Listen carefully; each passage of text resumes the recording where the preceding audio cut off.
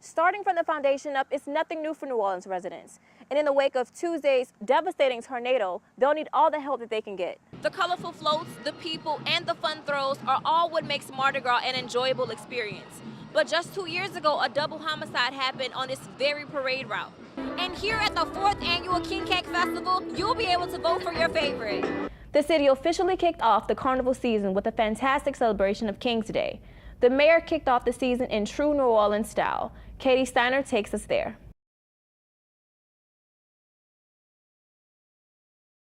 Yes, he needed a little help, but he didn't need to be killed like a dog. Jaronette Whitaker, the mother of 25-year-old Armand Brown, cries out after her son, who she says dealt with mental illness, was gunned down by police at his home in the 300 block of Webster Street in Kenner, Louisiana. Another officer deployed a taser and it didn't stop him, and when he got to 3 feet from one of our officers, one of our SWAT members shot him.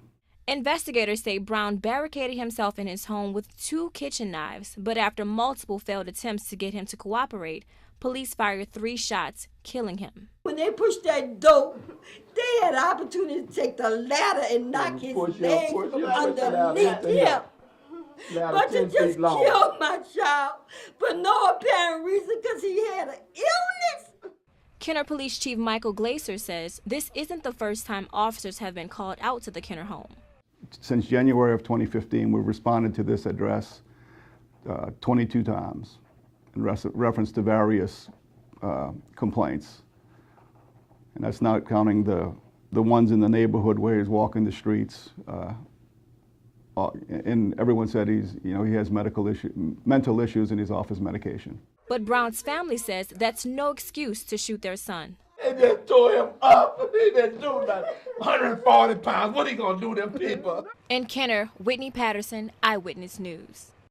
The excitement of the Mardi Gras season fills the hearts of many parade goers almost as fast as security fills the streets of New Orleans during this busy and potentially dangerous time of the year. I pretty much seen police on every corner. Everywhere you look, there's a cop car right there, there's 3 right there, there's 3 right there. The colorful floats, the people, and the fun throws are all what makes Mardi Gras an enjoyable experience. But just 2 years ago, a double homicide happened on this very parade route. An argument led to 2 men being shot and killed on the St. Charles parade route. Those men were 21-year-old Peter Dabney and 22-year-old Ivan Williams. Terry Whittington from West Monroe remembers that deadly shooting clearly because she was there to witness it. I think a gentleman shot 2 people and both of them died, and we were about 2 blocks up the way when that happened. The violence that occurs on the streets of New Orleans is something that won't go away overnight. But small things such as more lights and an increase of watchful eyes could possibly aid in preventing the violence that hinders the peace in this city. On St. Charles, I'm Whitney Patterson, Eyewitness News. Cars pile the downtown area as people get off from work. But the stress and long hours sometimes still aren't enough, especially when people are living paycheck to paycheck. It doesn't add up. It's like you have the bare minimum just to get, where you need to be or to pay your bills. That's why Khadijah Griffin supports Governor John Bel Edwards' push for boosting the state's minimum wage. I'm from California, and right now they're finna raise it to 15, so I'm a server, so out here, so it's like we really need that. Governor Edwards wants lawmakers to raise the minimum wage to $8.50 over a 2-year period.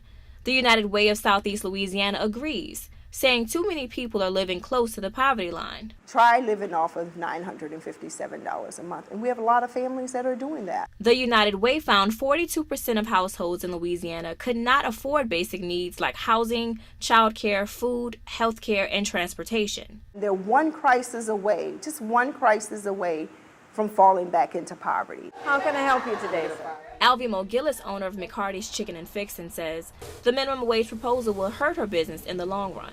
Although the minimum wage level may go up, the skill sets of the individual coming to me will not increase. But what will increase, she says, would be the amount her customers pay at the counter. Many customers that are also being paid minimum wage. Whether you agree wages should go up or remain the same, lawmakers will have the final say. In New Orleans, Whitney Patterson, Eyewitness News.